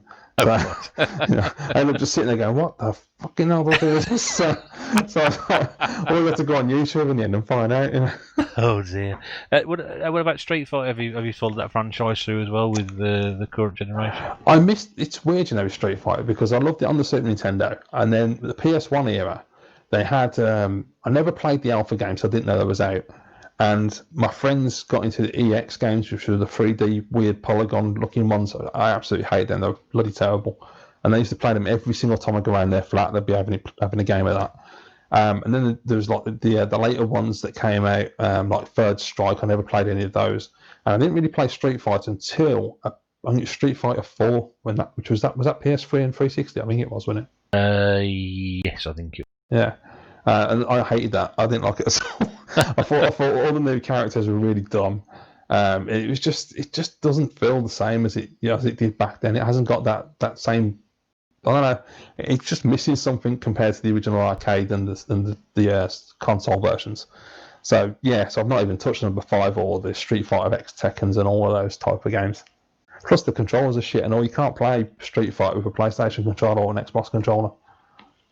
I was always surprised there was never a Street Fighter game for the Wii, but then when you think about the control method, there probably wouldn't be one. But you have got a Pro controller there. You have, and there was Tatsunoko versus Capcom, which came. Yeah, that was a massive one for 5 minutes when everyone on YouTube was buying that. I've got a copy of it. Even though I hate fighting games, but I managed. Yeah, I think I was drawn in by the fact there was Battle of the Planets characters on the front of it, so I was like, felt very nostalgic. And is that the bloke with the helmet? Yes. Yeah. I don't know the actual. Was it a cartoon? Was it? Or? Battle of the Planets. Yeah. You don't know Battle of the Planets? No, I don't know. Oh, I know, it's terrible. Was that an 80s thing? Was it? It was 1970s. That's why then. Japanese. I really call it marooned manga or anime. It'd be anime, wouldn't it? Like, is it? If I'm right, is anime's the movies and then manga's the comics in it? I think. Oh, okay. I think that's right. I just thought they were just Yeah. But yeah, it was a Japanese thing when it got picked up in America, but they had to edit it out because there was too much violence in it. What, for Americans? That's hilarious. But they were putting it out sort of like in, kids' TV slot, so they had to sort of edit it out and insert an American-made sort of cartoon segment. Oh, okay. Like a robot sort of linking the story together. So when that robot appeared, you knew that they had to cut something out because it was too graphic. Oh, it's just a bit like when they transferred Power Rangers over and changed it. Yeah. So, yeah. and we over here got Battle of the Planets in the late 70s on BBC One in the sort of the kids' afternoon slots. Ah. That was one of my favourite programmes growing up, that was. And years later, I had the box set, the episodes, and that went out of print very, very quickly and became quite collectible. Yeah, it's funny you say that. I sold it, yeah. Yeah, one of my favourite cartoons in the 80s was Mask. And yes, yeah. I bought the box set about, I don't know how long it was, about probably 4 years ago, maybe. It's still sitting on the shelf sealed, so I really need to unwrap that. Well, we had the Battle of the Planet set, and I think dying DVD set, which is back within about 12 months. It gone out of print, and then I sold it about 5 years later for about £200. Oh, that worked out well then. It worked out. I I needed the money at the time, but yeah, I mean that was you can't. It's difficult to get hold. It's not quite as expensive now. Price has dropped somewhat, but just memories from my youth. When I saw Tatsunoko vs Capcom, I thought, Battle of Planets characters. It just made me laugh because I just remember when that game came out and every YouTuber and his mum was buying that bloody game and putting it on a pickups video. Well, and I was the only one not buying it going, I don't understand what the big deal is. Well, I'm surprised because it sold very few copies. I mean, I'm guessing maybe America, I don't know, but it sold very, very few copies over here in Europe. Because I was reading about it, and the game, it still holds its value at the moment. It's still certainly somewhere between the £10 and £20 bracket for sure. It is quite one of those that holds its value, but the sales figures over here weren't all that great. Oh, well, in that case, maybe it was just all the Americans I was watching. It could have been. I don't know where best it sold, but it's like a few games on that system. That's the reason why some of them are still holding. I think I paid probably 12 for mine about 2 years ago, which is about the going rate for it at the moment, I think, anyway. It may have gone up and down during lockdown, like most of the stuff did.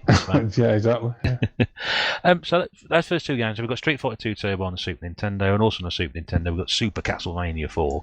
Yeah. Let's get back to your gaming history. We'll come back to your game list shortly. So after the Mega Drive...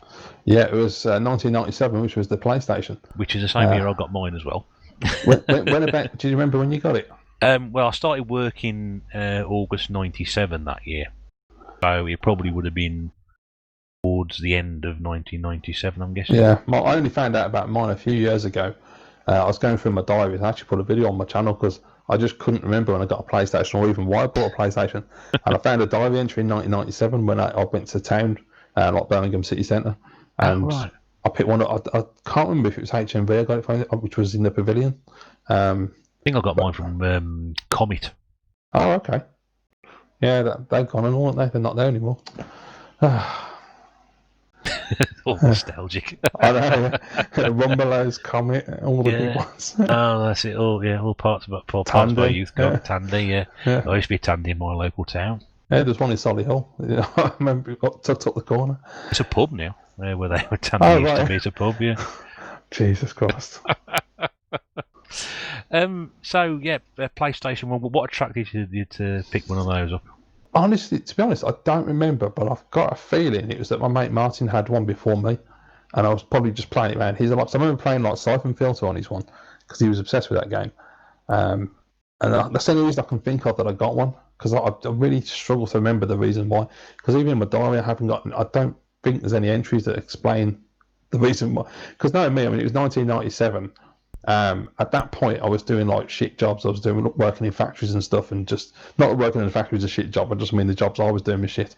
Just got to clarify that. So I worked in a place on the other side of Birmingham, packing up coffin handles. So that's an example of a shit job. Oh, blimey, that's a job and a half, isn't it? Yeah, it only lasted 2 days, so I soon knocked that on the head. And I was getting educated at the end of '97. I went to do a course because I wanted to get into office work. So my friend had started. Do you remember Transco? Yes. Well, my mate was working there, and he was like, "Oh, you need to go in here. Come in here. It's a really good place to work." And I was like, "I'll give it a shot." So I went to per temps, and then went, "You're not qualified." And I was like, "Oh shit!" So I did a bit of a course, got some business education and whatnot, and got a job in '98. So I must have had, I assume, in the end of '97, I must have come to the end of doing the factory and warehouse stuff, and I'd use that money to buy the PlayStation. But yeah, I can only assume that it was Martin had one, and I was playing it at his house, and that's why I decided to get one. Right. Because a friend of mine got one first, I think, as well. Because he started working just before I did. They got to come around and play this sort of thing, and I got very excited about it. I mean, we used to play Adidas Power Championship football, which was that's weird. That come up on eBay earlier. terrible football game. Oh, it's horrible. It really is. But then we used to play a lot of Tekken as well. Yeah. Tekken 2 was the first one I played. That was a phenomenal game. I think most people used to invite me around and play fighting games so they actually get some victories under the belt because I was just come around and play this for a few hours and I was like, no, I don't want to do that anymore now. Yeah, my mate Martin was absolutely brilliant at Tekken. He used to play, I can't remember his name is now. The bloke's not Bruce Lee, the other bloke, the cop. I can't think what his name is. But he used to play as him anyway. He used to kick the shit out of me using that character. I can play 2D fights, but I can't play 3D fights. I find them impossible. It made a difference who I was. The result was always the same. I was always beaten 2 straight rounds each time. So I ain't bothered about that. That's it. But no, I remember seeing it. I thought I can afford one of these now, sort of thing. So I picked one up, and I think I got Alien Trilogy in mind. I've just been playing that today, as it happens. Have you? Oh, how's it hold up today? Really good, as long as you can play with a bloody D-pad. Because trying to play a first-person shooter with a D-pad is not fun. But it's actually, once you get used to it and you get used to just rolling your thumb on the D-pad and using the 2 shoulder buttons, L1 and R1 to strafe, it's not that bad. You get used to it. But when I played it back then, I didn't know what the hell I was doing, and I couldn't get off level 1. And so I was playing it today, and I think last year I played it as well, and I managed to get off level 1 to level 2, and I couldn't do level 2. And today I was wandering around level 1. It's a really, really short level, and you have to power up some of the doors and to open them up. And I did it all, and I was like, I don't get this. Where am I supposed to go? And eventually I saw one of the walls had some arrows on it, so I followed the arrows, and it took me to the end of the level. So I was like, oh, great. So I got to level 2. I started powering up everything, did what I got to do, killed all the aliens, and there was one door that was locked. And I'm sitting there thinking, I don't understand this. And I'm going round and round for half an hour. And I was talking to Time Warp James and Flashback James as well on WhatsApp and at the same time. I was like, I don't understand this. And what I found out in the end was, if you pause the game, a map comes up and you can see where you're going then. So I thought, okay, so there's the generators in blue and there's the doors in green. So I went round all the ones I've been to, and I thought, I don't understand this. And then I found out there was a blue bit in the top left-hand corner. And when you read there's a mission brief at the bottom, which I don't read. So when I read the mission brief, it says, there's a false wall, and you've got to blow the wall up with like a little grenade thing they give you. And it turned out I'd walked past it loads, and it's just in the top left-hand corner. There's just this wall that looks different to the rest of the walls. And all you got to do is throw a grenade, it puts a hole in it, and you just walk through there. And the weird thing is, all you do is you go through there, and the door I couldn't open before, it brings you into that room. There's a load of power-ups and healths and bullets. And you just open up the door, walk back out, and then you have to go right back to the beginning of the level and get back on the lift. And I was like, well, that's bloody weird. Yeah. When you find out how to do it, you think, well, I never thought of doing that. Yeah, it made no sense at all. Yeah. I mean, it's my own fault I didn't read the mission briefings. So, you know. Who reads mission briefings? They're just there for... Yeah, you just skip them usually. So. It's like instructions. You don't bother reading the instructions. You just carry on with stuff. I had a similar problem with Alien Resurrection on the PlayStation 1, which... That's a great game. Bit of a cart boot ages ago, and then for some reason I remember playing it. I thought I can't get off the first couple of screens. I thought this is terrible, so I turned it off again after that. But at least you can play with both sticks on that game, so that's a massive advantage. Yeah, I must dig that one out again and have a go at it. So yeah, well, this is it. I'm trying to buy PS1 games now that have got like some kind of progression like those, so I can actually sit there and play the full game before I buy a new one instead of just keep buying games because they're so cheap, you know. A good idea. Yeah, I've done quite well so far. I've beaten Tomorrow Never Dies. I've beaten The World Is Not Enough. Tomorrow Never Dies. Oh dear. Yeah, You actually everyone played it says all the that. way through that. It's really good. No, Honestly, it's not. honestly, when you play through it, I always thought it was terrible as well. But honestly, if you don't aim and you just shoot from the hip, you'll have a lot more fun. Because Shock 16 was saying this the other week how he hates it, he couldn't get on with it. But it's really good. There's some great levels later on as well. Some really good design. If you play The World Is Not Enough and you play Tomorrow's Never Die, they're two completely different games. I love The World Is Not Enough. I think it's a great game. Yeah. If you play Tomorrow's Never Die, you're coming down about 15 levels. It's just that camera's like really floaty on Tomorrow Never Dies. It really ruins ruins the game. It ruins the game. Yeah, but it's the sound effects that I love on that game as well. They're absolutely brilliant. Although, have you played the bit where you have to blow the helicopter up? Oh, God, it's been ages since I played it. But, my God, I swear that is like one of the worst things I've ever done on a game. It's so frustrating. You literally have to walk through the door, and as soon as you see the helicopter, look in the sky, just fire a rocket and hope you hit it. Oh, it's shocking. But you are right there, because when I played World Is Not Enough, I played it on the N64 years ago, and I really liked that version. So would I, yeah. Yeah, it's really good. But the PS1 version, I couldn't get off the first stage because I've never seen the films. So I didn't realise you're supposed to use the bloody suitcase to smash the window. And I was just sitting in the room going, what do I do? I don't understand. Yeah, like you said, things sometimes don't make sense, do they? And they're always so simple, especially those games back then. You always think it's really complicated, and when you find out how to do it, you're like, like if you watch a YouTube video and you think, oh, God, is that it? Yeah, that's it, yeah. Yeah, I'm exactly the same. PlayStation 1 then, in terms of where it sort of sits and on your sort of great console list, I mean, is it one that you... it's number 2 for me. Number 2? Yeah, 100% it's got to be. Yeah, I mean, the Super Nintendo's always good. 90s icon, isn't it? It's just everything. I mean, that era, it's really hard for people, especially younger people now who are into PlayStation. They haven't got a clue how much of an impact that machine made. From like having Wipeout in nightclubs and getting everybody on board and make it. And like a lot of people always say, the PlayStation is what matured gaming. It was no longer something that kids did in their bedroom. Now, some people still think that, but But it coined its own phrase in the PlayStation generation. That's what people refer to people from that time. You never heard anybody sort of calling them Saturn generation or the Mega Drive generation. Saturn existed, so. Yeah, exactly. Yeah. I'm not knocking the Saturn because I always knock the Saturn, but shots on the Sega, yeah. But that's you name a complete sort of period in time after that machine. Yeah, absolutely. It is such an icon of that era, and again, synonymous with piracy, but well, but then again, unless you're going to sort of keep churning out cartridges, it's very difficult to avoid something like that. But it certainly wasn't that era. Even when they took the serial port off, it still didn't stop it. So. Did you prefer the original PlayStation? Right? What are your opinions of the slimmed down version? I actually really love the slim design. I think it's one of the best slim design consoles that's ever been made, except for the lid, because the lid don't work properly. I don't know what that was about. The lid just doesn't... Sometimes you press it and nothing happens. It just keeps popping back up. I hate that redesign. I really do. I think it's so beautiful, though. I mean, you look at... especially size-wise, that they managed to get the motherboard and everything that small. Absolutely incredible, really. I mean, I had my original PlayStation 1 stolen in a burglary. Oh, great. Oh. And when they replaced it with a PS1. Sort of maybe wish they sort of break in and steal it, because I said it again on the podcast. I said I cannot remember what happened to that PS1 I had. I just cannot remember what happened to it. I haven't got it anymore. I don't know where it ended up. I've got no idea. So again, but I've got about 4 or 5 PlayStation 1s now. Because they were so cheap about 5 years ago, you're practically giving away at car boots. I had about 10 at one point. So.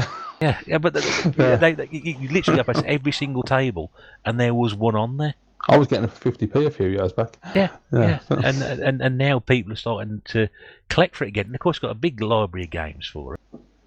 And they are becoming more and more readily available. What was it you didn't like about the redesign then? I just don't like redesigns. It just... Oh, okay. I just like the chunkiness of the original one. It is a better looking system, the original. I mean, there's no doubt about it. Yeah.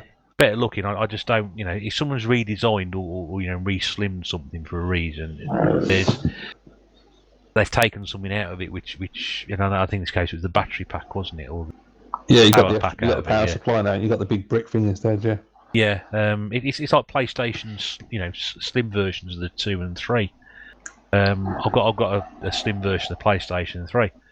Although my original fat one doesn't work, I much prefer the look of that one. Given the choice, yeah. If it wasn't for yellow light of death and all that, but I never had that problem, thank God. But the fat one, we did. Yeah, that's what happened to mine. I never came across that. I had Red Ring of Death on my 360, but the PS3 was fine. PS3, man, what a console! Jesus Christ, that fat one. Oh yeah, I love that. Beautiful. I just loved how because at the time when I lived in my place, I used to have it standing vertical on the unit, and it's the first thing you see when you walk in the living room. It's just this massive shiny black thing. Yeah, that black shiny thing with PlayStation 3 written down it, and you got that silver bit at the front with it. Oh yeah, that's incredible. That's a proper appliance, and it was heavy as well. It went off. But you talk about slim consoles. I was never a fan of the PlayStation 2 Slim either. I just it was not exactly not a pretty machine, the PlayStation 2, but I just don't like the slim versions of it. That's what I'm saying. I don't like the Mega Drive 1, Mega Drive 2, and the Master System 2. I get that. You see the Mega Drive 3 is even worse. Do we even get that? I don't know. I know it's American. You get Genesis 3. Did we get the Mega Drive 3? No, I think it's like we only got Mega Drive 2, right. And it's just about as most generic thing that's ever sort of come off a production line ever.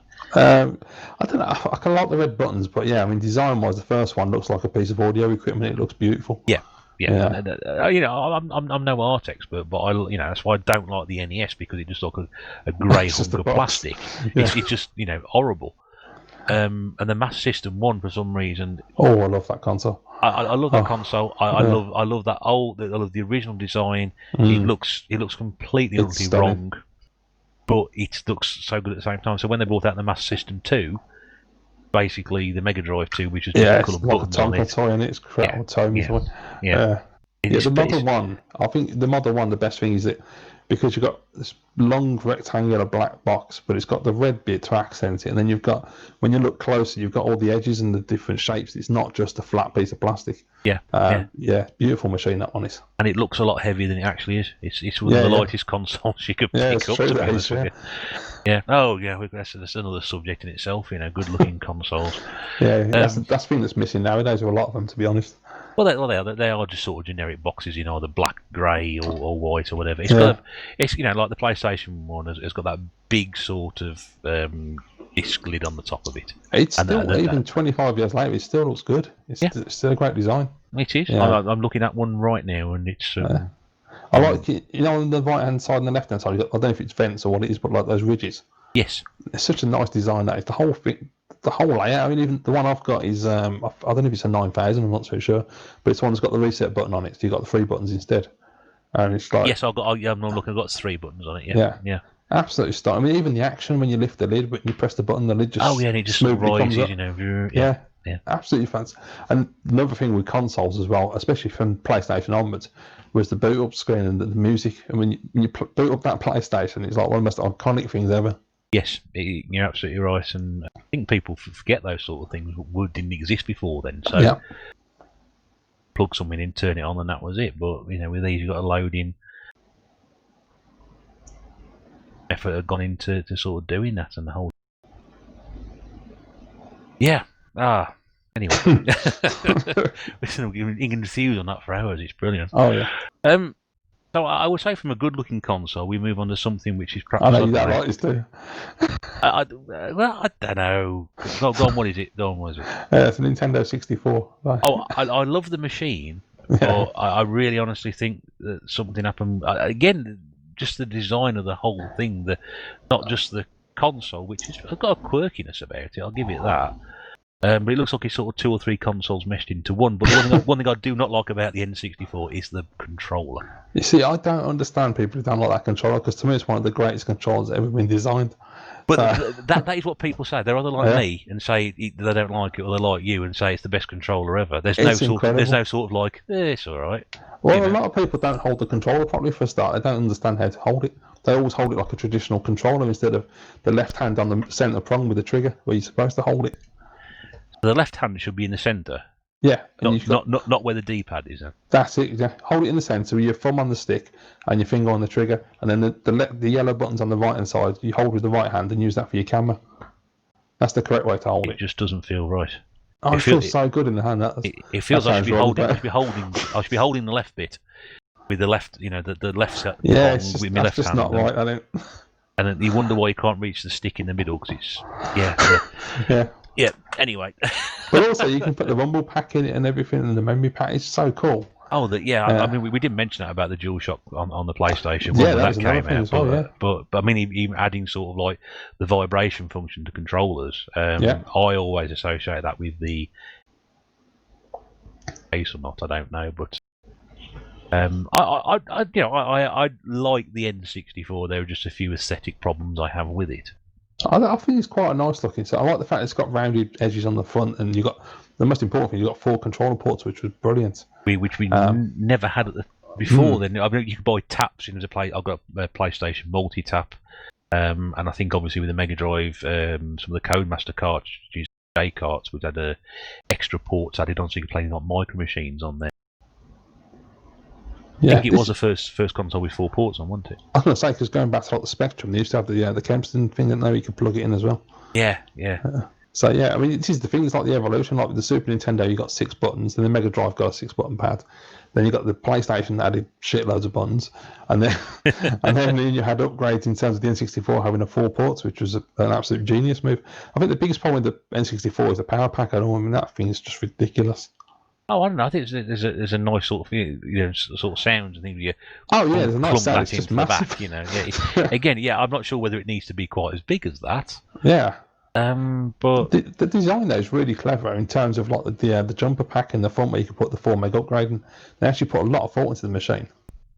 I think this was probably one of the consoles that when I sort of saw one for the first time, I think probably it was the first console I really sort of wanted. Oh, I really would like one of those. I did. It was also the first console I bought when I started retro collecting back in 2008. It was the first one I actually got. So, I remember sort of many hours spent getting my arse kicked on Mario Kart and GoldenEye multiplayer. Ah, GoldenEye. But it was the games like Mario 64 and was the games I wanted to play. Wasn't much interested in playing the multiplayer. I wanted to play games like that. I thought that's a game I really want to sit down and play. Did so on emulation years later. I thought this is fantastic. Yeah, it's the only thing with that is does it hold up on emulation? Because really, without the stick and playing it the way it's supposed to be played, I can't see it working on emulation. I got an okay with it, and I'm pretty crap at games. But I didn't notice it too much of an issue. I did hear that the version they've shoved on the Switch, apparently the camera's terrible on it, and I'm sure I know that's what I was thinking. Someone said, the DS version as well, you have to play it with a D-pad. How the hell you play that with a D-pad?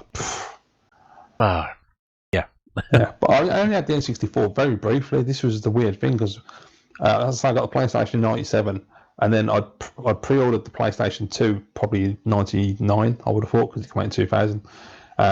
So there's like this 3-year period where I absolutely hammered the hell out of the PlayStation. And then for some reason, do you remember Toys R Us in Birmingham? Yes. Right, so I remember seeing in Toys R Us, they had the kiosk set up with an N64 playing Diddy Kong Racing. And that's the only memory I have of it. And the funny thing is I remember getting the console, taking it home, and the only game I ever played was GoldenEye. I was just obsessed with that game. But then again, GoldenEye I played years later, and the single player, I thought, this is a fantastically good game. People moan about that game, and it still holds up. I think it's a very good game. And you mentioned Diddy Kong Racing. That's a fantastic. I love some of the racing games. Extreme G Racing, Wave Race 64. That's a good one. I love that. Star Wars Episode 1 Racer. I love that game. And the Rogue One games. Rogue Squadron. Yeah. I picked up a car boot for a few quid, and that's a tremendously good game. Rayman 2, I'm just looking at some of the games I've got here, which is again a great platformer. And also, if you wrestling games, it was a great console for wrestling games as well. I know Time Warp, he's got a lot of the wrestling games, and he's big on them. Yeah, we spoke about that when I spoke to him on when he did this, and it's a console I absolutely love. Some great games, Perfect Dark, Pilot Wings 64, love Pilot Wings games. Where else we got? Hybrid Heaven, that's an interesting one if you've ever played that. What is that? I've seen it, but I've never played it. Well, it's sort of a cross between an RPG and sort of an adventure game. Right. So yeah, I'm not an RPG myself either, but it's not. It's a bit of a mashup, but it's not doesn't quite work, but it's not a bad little game. Yes, I mean I've got about 40, 45 or so games from mostly loose carts, but I do love the N64. It just sort of like resonates with me. I think it's a lovely little console. That it's a very collectible system, and also the majority of the games you can get a mint in box for like 30 quid. So it's well worth it. And of course, Flashback as well. Flashback TNT. If you want to see the best ever full set of an N64, check out his channel because I mean, Jesus, that is a collection to behold. It is absolutely stunning, and we've all seen collections people have had, and we've all got our own collections we're very proud of. But my God, Jay's taken it to a completely different level, isn't he? He really has. When I found his channel, I can't even remember how I found his channel now. Someone must have mentioned it. I think it was around the time when Dana was doing all the streams, and I just remember sitting in bed watching his videos. I was like, that collection's ridiculous because it's not just the games he's got all the controllers, and he's got like variants from Australia and everything's just so. It's like when I used to collect American SNES, he's got a real thing about condition, and it has to be spot on. I mean, the only picky thing I'll get about is that he got the manual with it. As much as I get now. Yeah, I wouldn't go into all the whole leaflet thing and all that because it gets a bit extreme then. Yeah. One of the most around is the safety booklets. Oh, okay. Have you seen that? A lot of people are sort of obsessing over the fact of, well, they got the manual in there. Have you got the precautions leaflet? Got I think. Yeah, you used to get the GameCube games and. Got ya. Yeah, that's a big thing now, apparently. Oh, I can't be arsed with all that. As long as you've got the manual and the disc or the manual and the cartridge, that'll do, man. Yeah. I have a lot of respect for my fellow collectors, but I think that's probably taking things a bit too far. And I thought I was anal retentive, to be honest. Well, this is the thing, There's levels of collecting, isn't there? There's people who aren't bothered, they just buy the loose disc or cart, and then you've got the people on the other end who just won't even open the games, which makes no sense. But yeah. I do get a bit picky about sort of the Mega Drive stuff in the Master System stuff. Thing got the hangers on the front on the box now. I know they exist. I'm with James on that one. I've got to have the hang tabs. Before I knew about them and realised what they were there for, I really couldn't care less. But now I'm like, I won't buy anything if it's got the hang tab and the manual inside. Yeah, it drives me insane when you buy a Mega Drive Master System and you've got that butchered case. I can't be having that. Very, very strange. Of course, the N64 suffered with the cardboard box problem, which Nintendo will sort out shortly after we. Yeah. A great little system, that one. I don't know. I've got fond memories of it, and I know some people don't like it, but. Yeah, well, it's because the PlayStation was so humongous, wasn't it? I think that's why. But most people probably didn't even experience the N64 back then. Some people won't, and I think they're missing out. Definitely. I don't know why it is. For me, it was a great one. The next one on your list, however, is one that really did sort of pass me by. Well, this was just pure luck that I got this. So.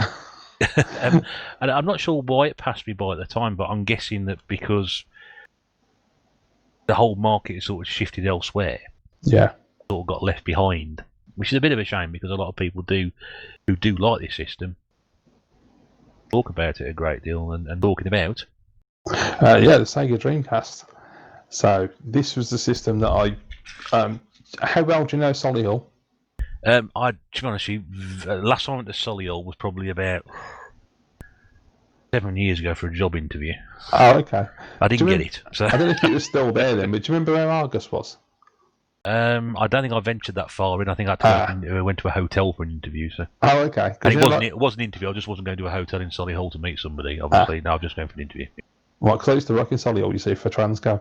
And so I used to go in there every day. And I remember the one night I came out of work and I had to walk through town, and Argus was on the corner. And I remember going past Argus, and they had a thing in the window saying that because the Dreamcast had bombed, they were getting rid of them and selling them for 50 quid just to get rid of the stock. So I just, for some reason, just went. I must not have had a console. I must have sold the N64 or something because I was waiting for the PlayStation 2 to come out. So I just went, I'll just go and buy one of them. It's only 50 quid. Why not? See what it's all about. And yeah, I mean, I don't remember if I bought any games with it because I found out you could burn the games. And obviously, piracy for most of my life was just the way you play games. So I just burnt loads of games. I ended up playing a lot of Matt Hoffman's BMX for some reason and Crazy Taxi. Those are like the two games I always remember. Well, a lot of people sort of regard it as very much sort of the home arcade sort of thing because there's some real quality arcade conversions through there. And a good friend of mine, Rob Gernaldino, plays. Absolutely loves the Dreamcast. When you mentioned Crazy Taxi there, it's one of his favourite games. And yeah, it's fantastic. Yeah, I mean, go on, sorry. So go on. No, I was interrupting you.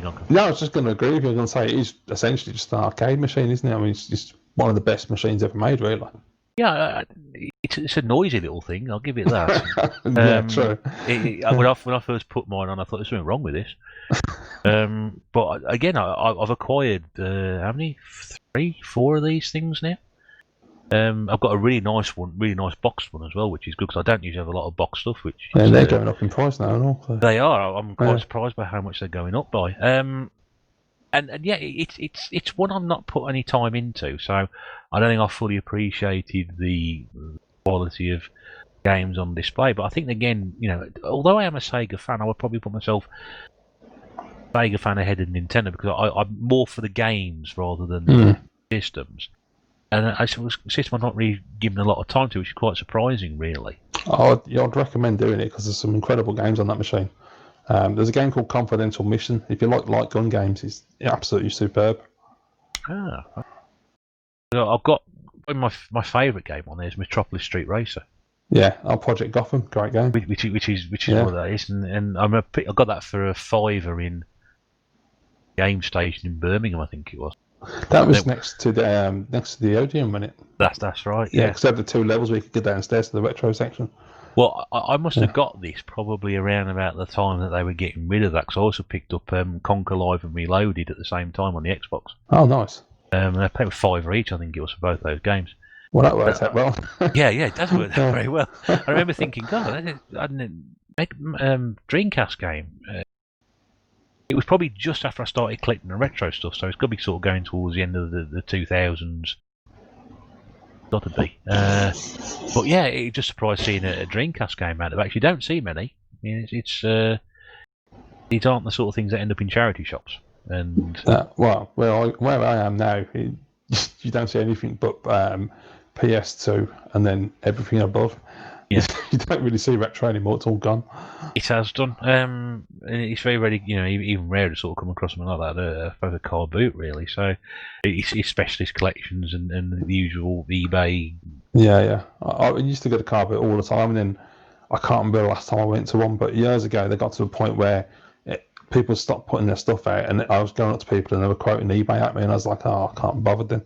I always say, and I think I've said it recently to somebody else, if you're going to stand there at 6 o'clock on a Sunday morning in April, freezing cold, and telling me you can get it cheaper on eBay, or get more of it on eBay, go home and put it on eBay. Exactly. Stop wasting my time, and I'll stop wasting your time. I remember at the time a bloke had a Crystal Xbox, and this was like before they went up in price, and he was going. The first thing he said to me was, "Oh, the 30 quid on eBay," and I felt like we're going saying to him, "Well, put it on eBay then while you're out here." Yeah. They don't seem to understand the logic of it, and well, if you're going to say something stupid like that, why don't you go and do it? Exactly. If you know the prices, why are you bothering? Yeah. I don't know. Would you prefer to lie in bed on a Sunday morning and stand in the field? I don't know. It's up to you, really. But yeah, I did see 2 Dreamcast games at the weekend in cash converters, and one of them was Metropolis Street Racer, which is exactly what I paid for it, $4.99 those years ago. And there was another one game in there which I can't remember what it was now, and that's priced about 15 quid. So you don't see them very often. I think it's a system I would probably have to sort of delve back into a bit more and fully appreciate it. I don't really play the stuff I have now, which is crying shame, but that's because I need to sort out a connection to it, because I've only got the original RF connection for it. Right, got you. That was something I was going to say about the N64, actually. Is like, if you get the RGB mod as well and you've got a CRT, absolute perfection.